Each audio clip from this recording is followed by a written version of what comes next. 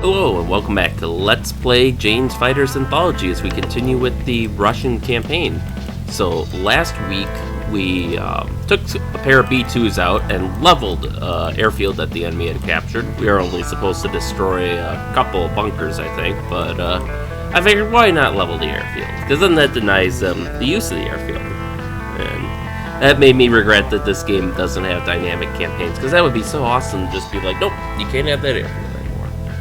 But they'll be launching aircraft from it in the next mission anyways. But then we followed up with the combat air patrol after that, shut down a ton of Chinese fighters for no losses or no damage even. So let's see how the situation has changed since then. Airlift, Timport Air Base, date July 10th, local time 14:30 hours. Weather, cloudy. Situation, the US and other European allies are moving vast quantities of men and material to the Russian Far East. Mission objective, protect 3 C-17 transports as they complete the last leg of their journey. Threat suppression data, ground opposition none, air opposition, possible Su-27s, and MiG-29s. Alright, so we're going to start out over the sea protecting them. Looks like a pretty short path to Timper. And then we'll be landing at Bunashi afterwards, so not expecting too many problems with this mission. I mean, most of our opposition should be from the west or northwest anyway, so we'll see them coming. Maybe from the southwest. F-22 obviously for this mission. 80% fuel load. Load up AMRAAMs, sidewinders, and with that we are good to go, so let's jump into the mission. Alright, this game does not read the throttle sensitively enough. It's either 98% or afterburn. Maybe if I...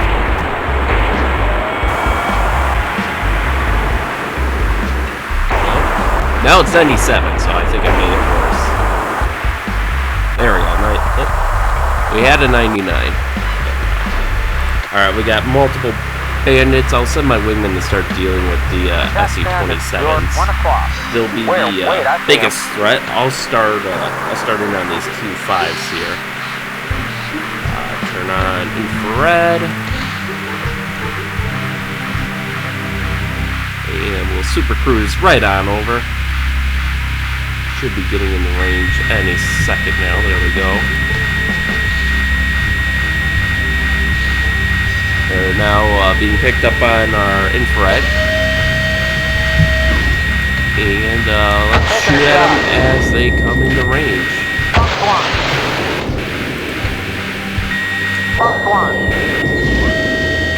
Alright.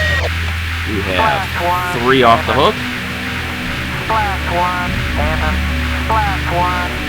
Alright.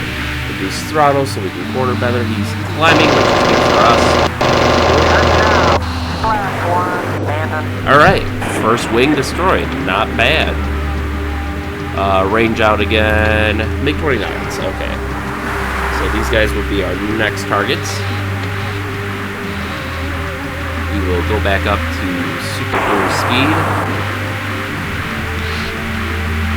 And then we'll go over and help our wingman.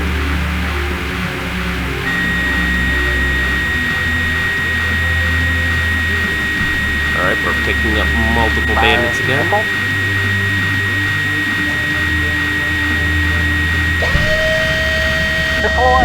They apparently aren't coming after us yet. We'll have our wingman cleared to attack any and all bandits he encounters. Now they're coming for us. Let's start, yeah, let's stay focused on this guy for now. Alright! Praise be to the AIM-9X for that, I'm not even sure he was in my reticule when we fired that, so if this game is actually simulating, you know, that high off-bore, sighting capability, good on it.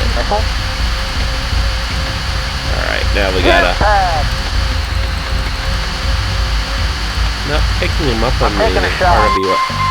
There they are.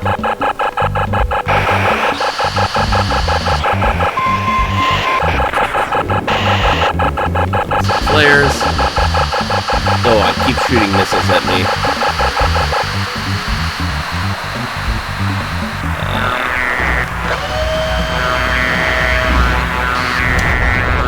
Decent enough firing solution there. Alright. Our wingman's doing pretty well too. I think he's taken down at least 2 flankers.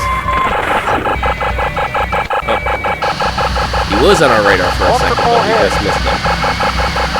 Looks like our wingman's working on his 3rd flanker. I'm assuming he got one with the AMRAM and then closed in. Impact! Hit him, but didn't take him down. Oh, there he goes.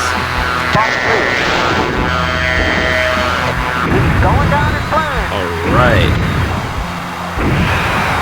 That removes that threat. And it looks like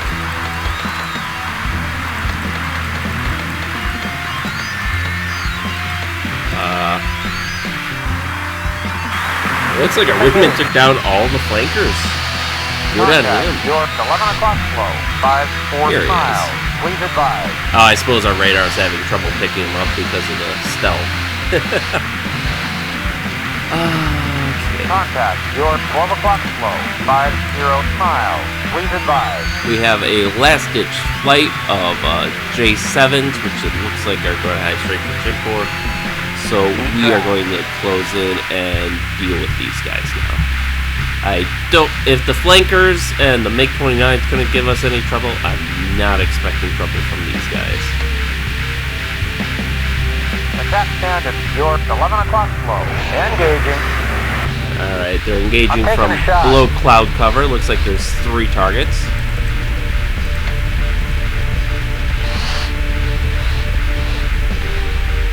Alright, we got a visual.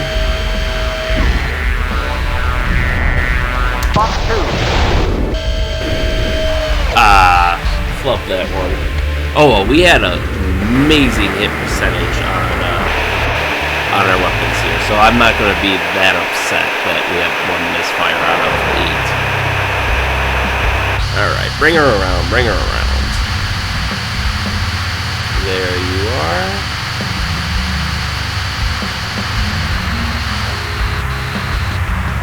He's coming in for the head-on pass here. Ooh, that was close. Holy shit. We must have been only a couple of feet from colliding with him. Is that me? Oh, that's my wingman covering me. Thank you, wingman. Oh man, it's so nice to see a competent wingman.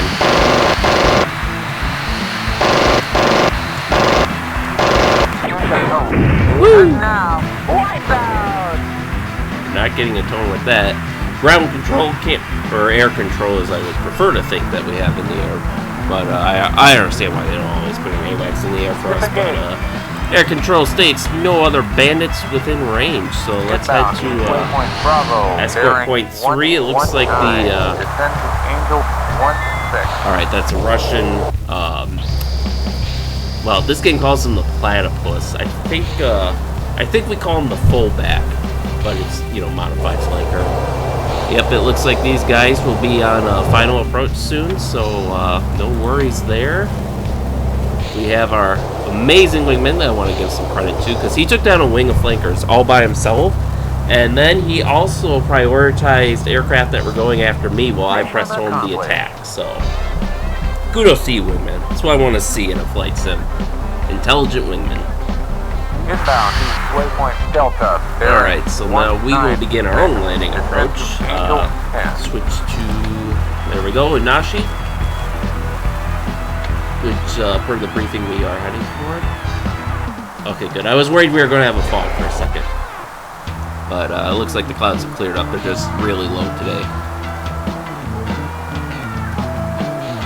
And it looks like he's got someone... he's got a Russian flanker coming off, so...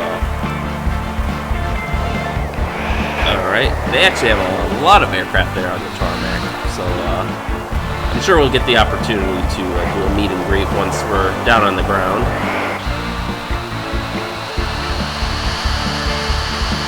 Quick pull an 8G turn here, because that's totally necessary for my landing approach.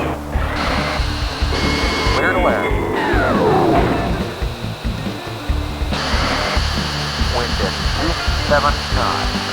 Get it under 250 just so we have less stress on our landing gear here.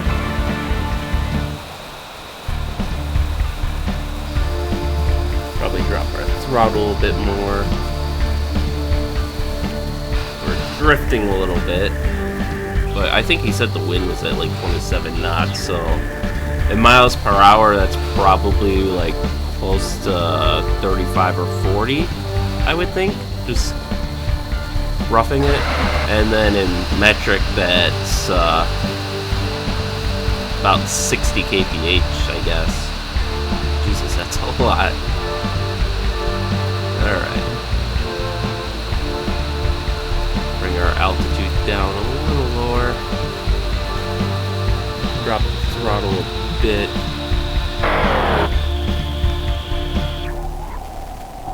It's just going for the center point of the actual structure entity.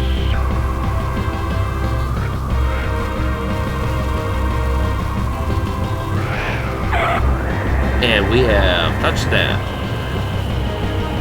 So we'll take this first exit on the right here, because you know this works just like a highway, obviously. Oh man, just the way we were able to just peel off like that and make turns after landing. Because if you ever go to an air show, you know, and you look at, you know, when they land, they use up a good chunk of the strip slowing down. And here in this game, it's just like, whoop, okay, we touched down, make a right turn here. All right, where do we want to park? We got an F4G over there and some flankers over here. You know what? Go to park next to the flanker boys. Yeah, that's right. I said it. I'm parking next to you.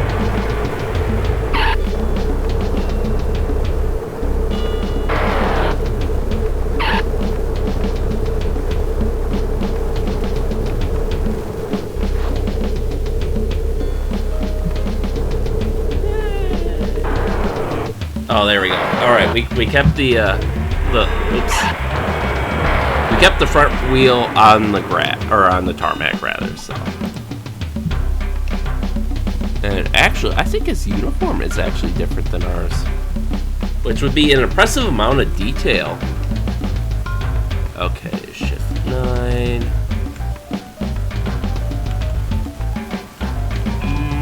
No, they're the same. I was going to say if they actually bothered to change the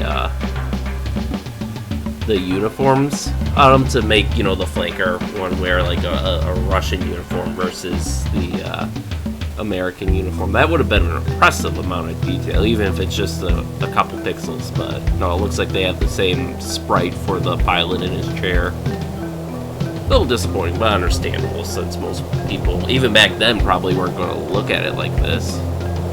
And it looks like they didn't paint the cockpit that famous Russian blue either. If you ever look at a picture of a Russian cockpit, maybe it's changed in newer planes, but I know in the older planes, they're painted basically the same color blue as this plane is. Which is very interesting. I think there's a reason for it. I can't think of what that reason is off the top of my head. But yeah, they painted in this light blue color. I think some of it might be like spall liner maybe or something. You know, so if it's hit, you know, debris or pieces of metal don't go flying around. But I think there's another reason too, and I can't remember it off the top of my head. Alright, so it looks like our wingman is going to park next to the F4. Well, next to, relatively speaking. Alright, so we have all landed, so I think we can now end the mission here.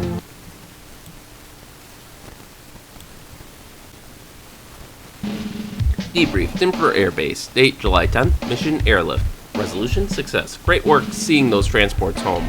With limited supplies on hand, every load of cargo is critical.